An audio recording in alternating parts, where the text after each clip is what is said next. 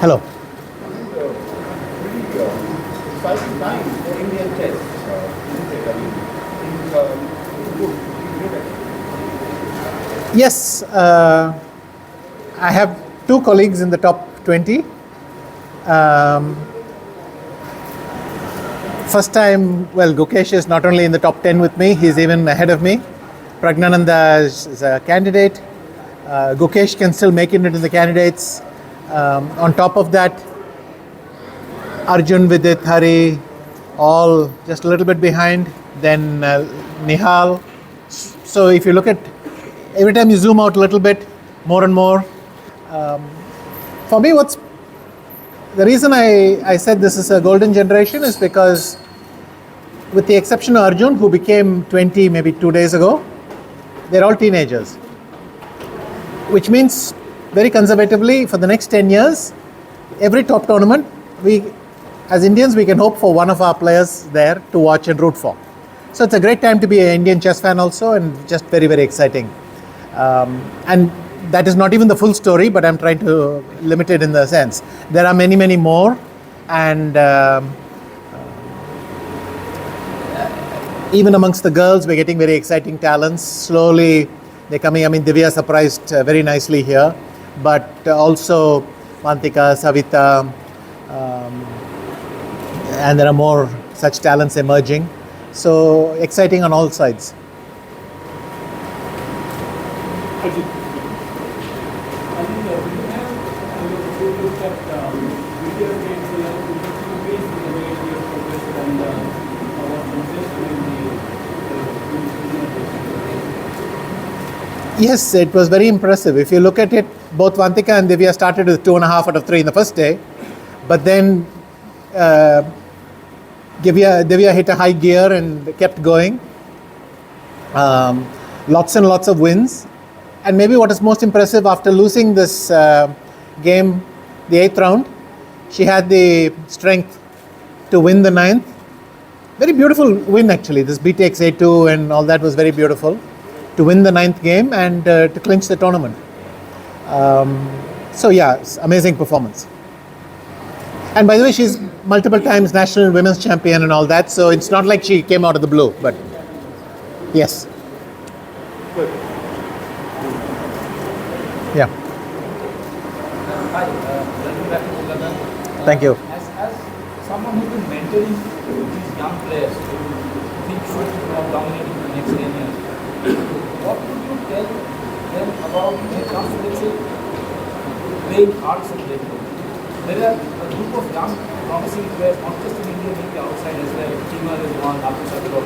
But then there's cards. So, how do this group make that step where they can do cards in the eye more consistently than they do now?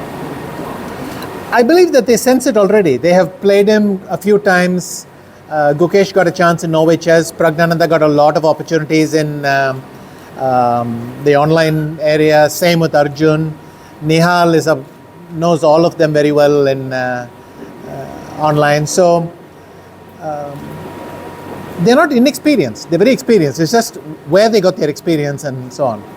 But they sense it, and what I will repeat to them as well, that against Carlsen, you need to mentally prepare yourself for a much higher battle and to do it for longer. So you have to play at a higher level and keep it up for 7 hours all the way, because he will never stop. And so it's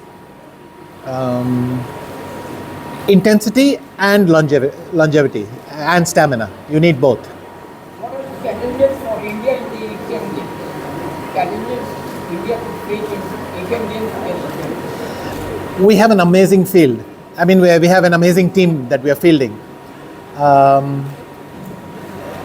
I'm always nervous to just look at the rankings and think, oh, we're going to win this, we're going to win that. There are other very good teams. You know, Uzbekistan is good, Vietnam is good, China will field a great contingent. So we will have rivals, but you can't ask for a better team than we have. Okay.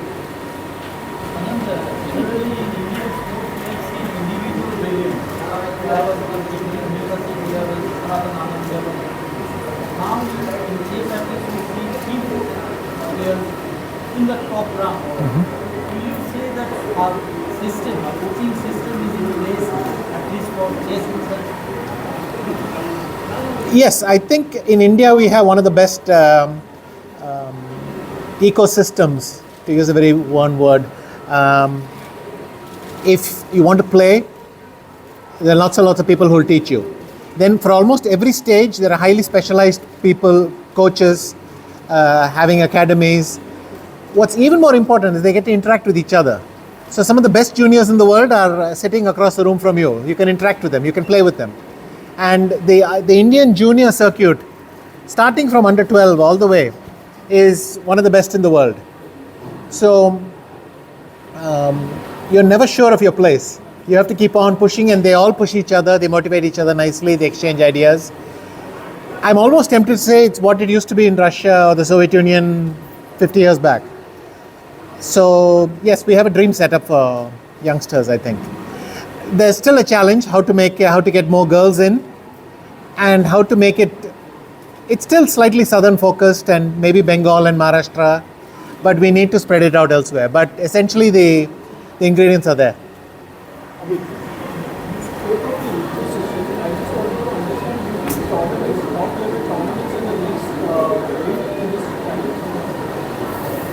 Sorry, top level tournaments are what?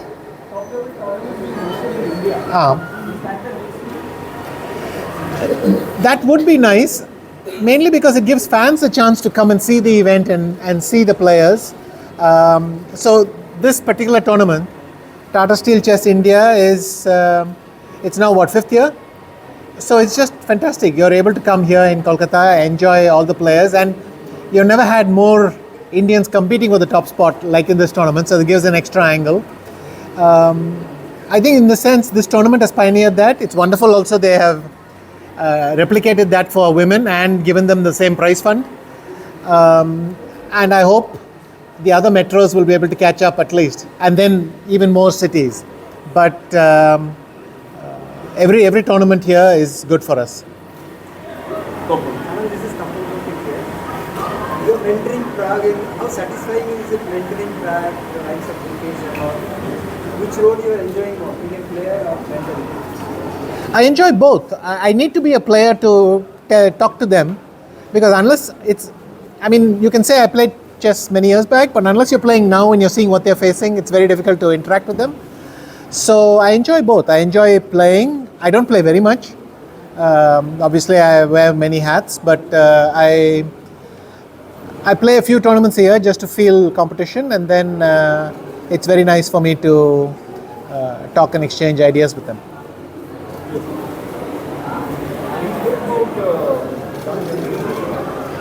Sorry, I can't hear. You spoke about the young generation, so many teenagers, just lost their peace.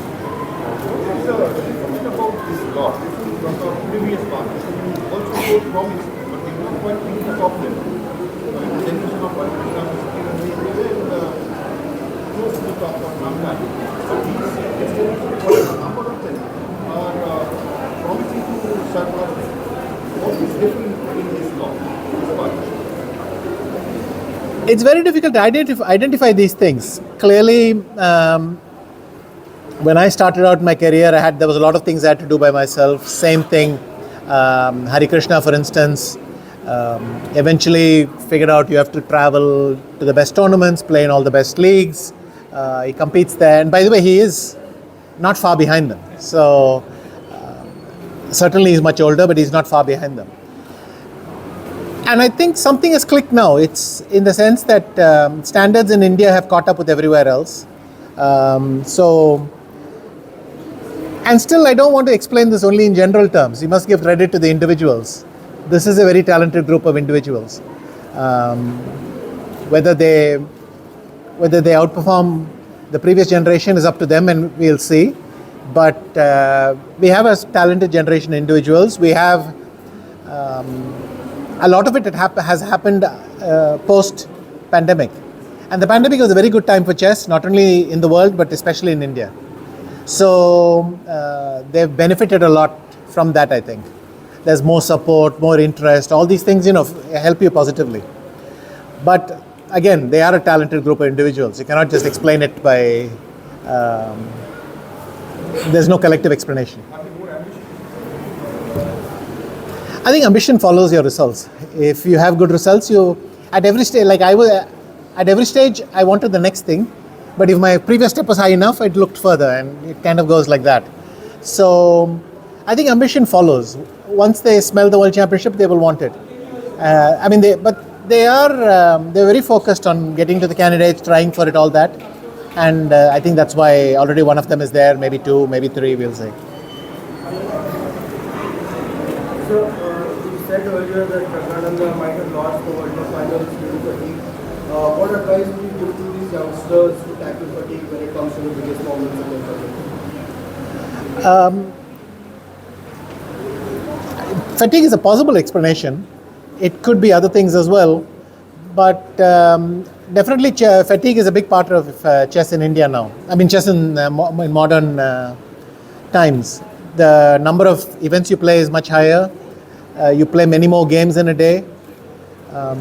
Even if the time control is shorter, you're facing that tension of a result 3, 4, 5 times a day. It adds up, and in general, chess has sped up a lot.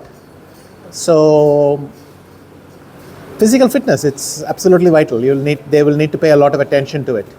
All the top players in the world follow it rigorously, and they will need to do it as well.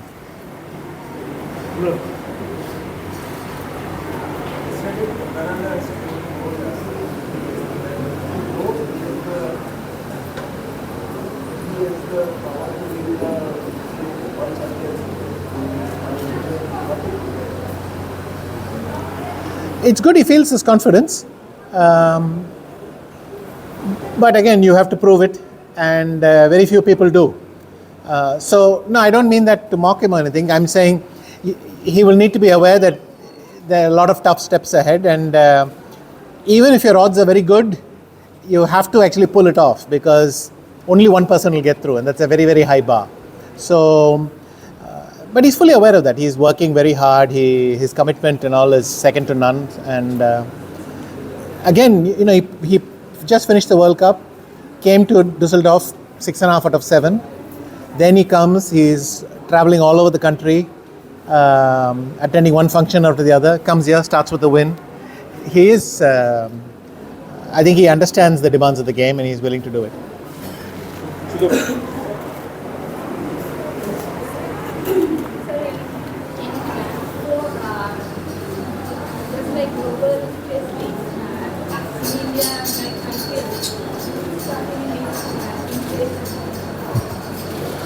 For the moment, the Global Chess League, you can consider it something that was initiated in India, and feel that it was a successful event this year, and attracted many of the top players, which is not easy, because in the current calendar, for a new event to get all the best players is quite difficult. So that was a big success. And if there are more leagues, more activity in India, I'm all for it. I think that's fantastic. Whether it's tournaments, like we mentioned earlier, having top tournaments here, or leagues, or whatever thing that does that is going to be great for us. One of the things, you mentioned fatigue being a big part of managing chess player now. These players are young, they are at the top of their game, and they're doing well. Do you see the worry of a burnout at some point in time because they play so much? Is there a need to take a step back and pause and then replan the career so that they stay fresh? Or you can take ups and downs as part of a sport and leave it at that. The thing is, there is such a thing as too much chess, and they will have to learn to stop once in a while. But if they're able to recover from a tournament and go to the next one, and right now I think all of them are very hungry for chess. It's amazing. I mean, the schedule they have is very demanding. They will play in Asian Games, then they play Qatar Open, then they play Isle of Man, and probably Rapid and Blitz at the end of the year, and also Grand Swiss. Yeah, Grand Swiss. So Isle of Man, that's the thing. And I hesitate a little bit, but if they want it, go for it. It's also different when you're a teenager. When you're 35, 36, you will feel this much more strongly. But when you're 19, nothing matters. You just play everything. changed with time? It's gotten faster, it's gotten more computerized, and the two are related. Because of the computerization, you need faster time controls, you need many, many more games. To give you one example, the total number of games I have played in a database is more than 4,000. And maybe 6-7 years ago, I would look at the youngsters and you could tell who are the youngsters. Youngsters were people who had played 800 games. Slightly older people had played 1,500 games and so on. But now many of them are adding 500-600 games a year. It's all online chess, but it's still chess. You're sitting, you're playing. So suddenly in the databases, they're overtaking us in number of games played.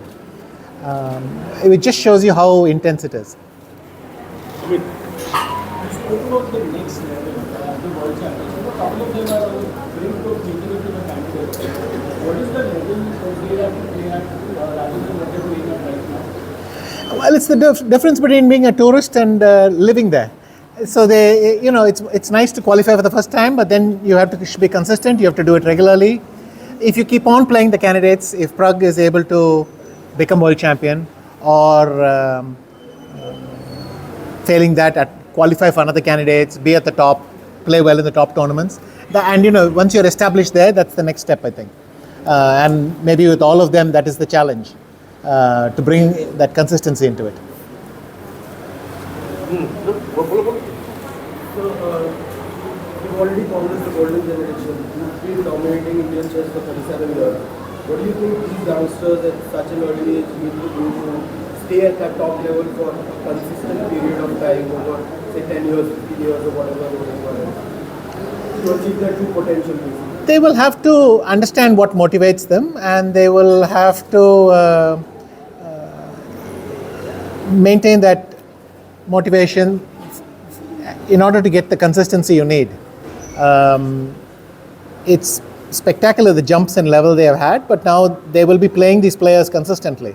You may have a good result once, but all those people will go back home, try to work, and come back the next day. You have to do the same. It raises the level, but I think all of them are so motivated that they will do it naturally.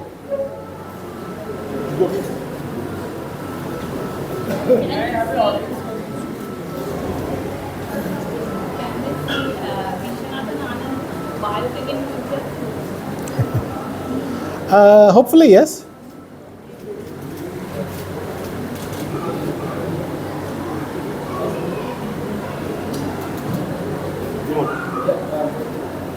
With these young players, now you wear many hats now, as you said, and playing chess is just part of the thing for you now.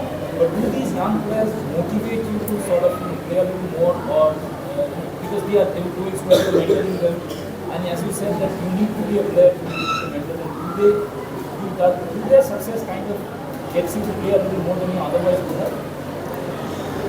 have? So you're asking me if I'm tempted to play more. And the basic answer is all the time. All the time, part of me wants to come back and start playing again more, but part of me also remembers why I rearranged it. So it's a tension. There's a tension between what I can call realism, having a realistic sense of what I can achieve, and essentially how I see it is that I will work harder and harder for less and less.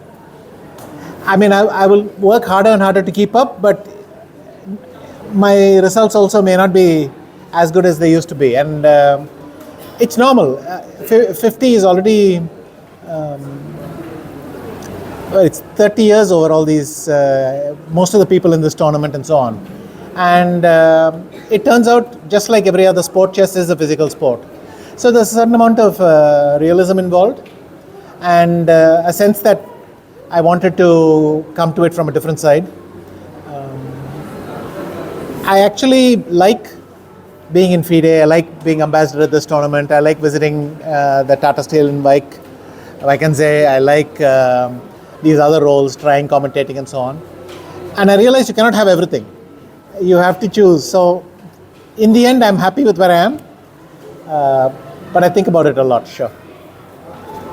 Anand, at Baku, during this World Championship, that Magnus Carlsen said that he is not well.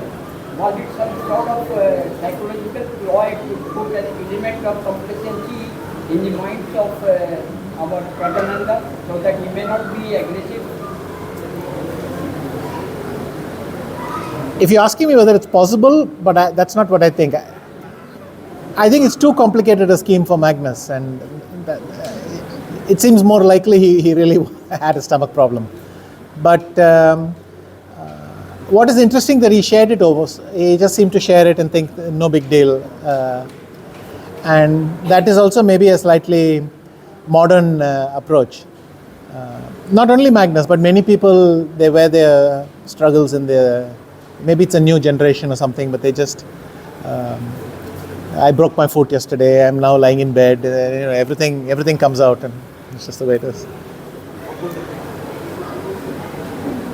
Many people in the chess fraternity feels that Pragg can become a real successor. So what is your take on this? And secondly, yesterday you had said that you were seeing a different Pragg since June. So can you just tell about the transition? Okay. So what I was referring to is his results. In Tata Steel in the Netherlands in January and then in Düsseldorf, his results were choppy and he didn't really get going. But since June, he's been making record scores. I think it was, I've forgotten even 8.5 or 9 out of 10 in Global Chess League. 8.5 out of 10 in Hungary. Then qualification for the candidates. Then top board prize, his board prize in Düsseldorf, where he arrived a day late because of the World Cup. And he's starting well here. Something has changed in either his level or how free he's playing and all that, and that's what I was referring to. Is he my successor? Well, let's see. We will know the answer soon enough in a way, so why toss a coin? Apart from the obvious love for chess that Magnus has, and all of you have, what is it that makes him so different, given the kind of dominance he's had over 11 years in a game which is played all over the world and has so many good players? He always had a natural ability to make fewer mistakes. I think someone said that he doesn't often find the best move, but he will almost never make the worst move. He might make the third best move and it's good enough, but he'll almost never blunder. And it's true that it's hard to remember games which he has lost easily. And it adds up. These kinds of small things add up over long times, which explains a lot of his results. The other thing for me which is impressive is that he keeps his motivation so high. Not only for big events, he plays all sorts of minor events. Almost he seems to have a hunger for chess that is special. He's not unique in the second regard, but he'll just sit and play bullet for hours, and he'll play some casual tournament, and he'll do this. He'll play tournaments he's already qualified for and things like that. And this speaks to a very high motivation. And he keeps doing it for such a long period of time. Yeah. In your career, who is the toughest opponent you face? For me, Toughest opponent you face? in different years it was different people. Many years it was Carlsen, then there were early years it was Kasparov, and so it's a moving target all the time. When you solve one problem, another one opens always. And so you finally fix one player and the next one starts. Then you fix that one, this one starts again. So. How does it feel to be overtaken by a player who comes from an academy playing up? I'm very happy. I don't see myself in competition anymore because I haven't been active for a couple of years now. Last year I played 9 plus 6, 7 classical games. This year I'll play even fewer classical games. And since we're talking classical rating, that's the thing. I don't feel myself in competition anymore. He's in competition with all the records that I have. Gukesh, if he wants, can try for my all-time record rating, the world titles and so on, but I don't feel in competition with them. I'm very happy that I can step aside and still India is being well represented in these tournaments, and it's exciting to watch. And the game is growing, and this is all you can hope for, really. So, I mean, what's the alternative?